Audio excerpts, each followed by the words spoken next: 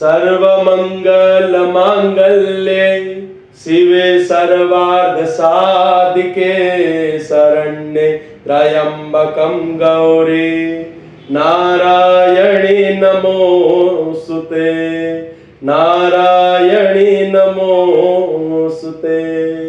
जय श्री कृष्ण, राधे राधे, हर हर महादेव महादेव। स्वागत है आप सभी का हमारे चैनल ओम धर्म दर्शन पे। तो आइए बात करते हैं आज बहुत बड़े गहरे विषय पर। विषय का नाम है भजन, भोजन और नारी, ये तीनों पर्दे के अधिकारी। भजन को एकांत में कीजिएगा, भोजन एकांत में ग्रहण कीजिएगा।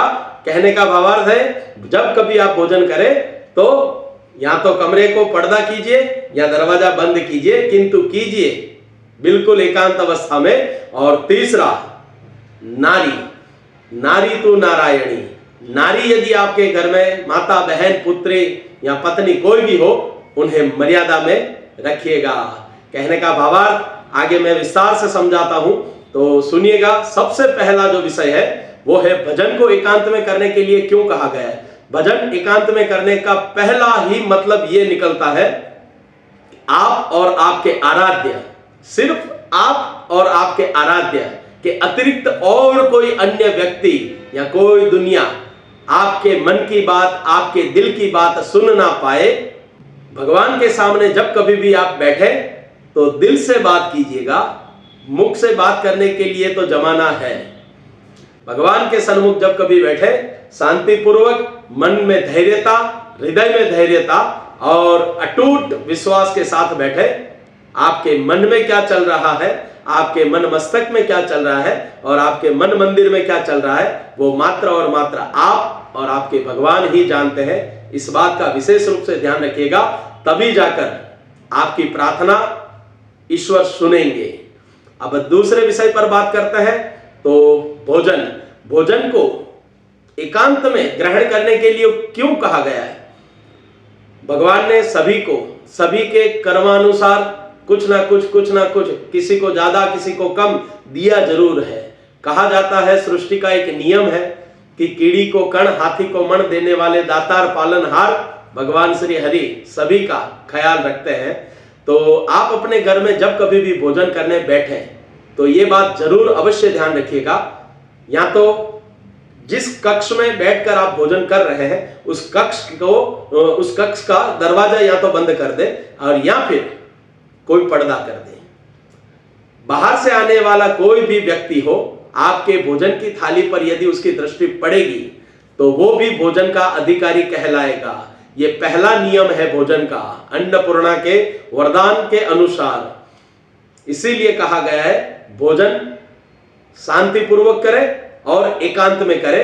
आप क्या खा रहे हैं, क्या नहीं खा रहे हैं, वो सब कुछ आप तक सीमित रहे, आपके परिवार तक सीमित रहे।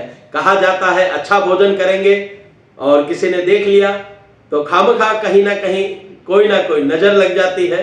और यदि परिस्थिति हमारी थोड़ी सी विपरीत चल रही है और थाली में सिर्फ एक बासी रोटी और प्याज भी पड़ा है और वो भी किसी ने देख लिया, तो वो हमारी परिस्थिति का मजाक बना देती है।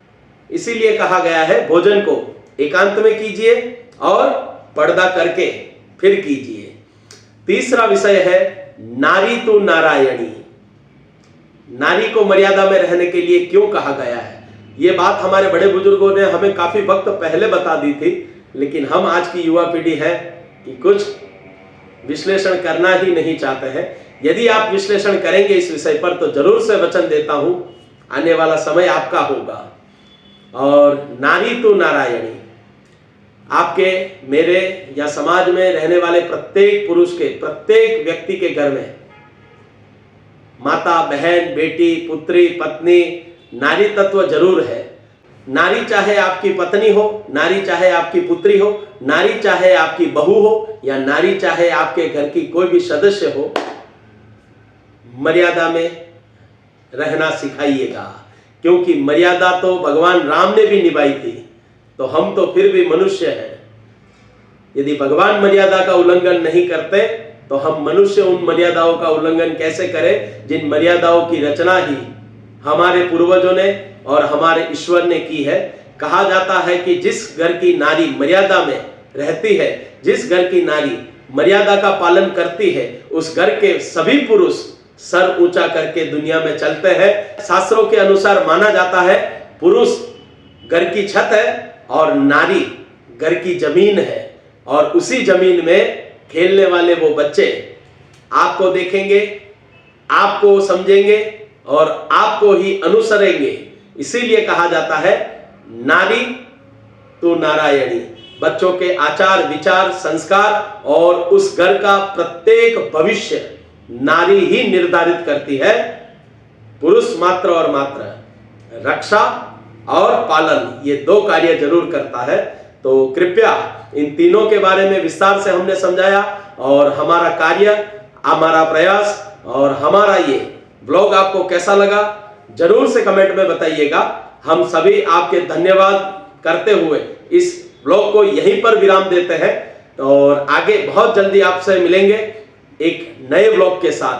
तब तक के लिए जय श्री कृष्ण, राधे राधे, हर हर महादेव।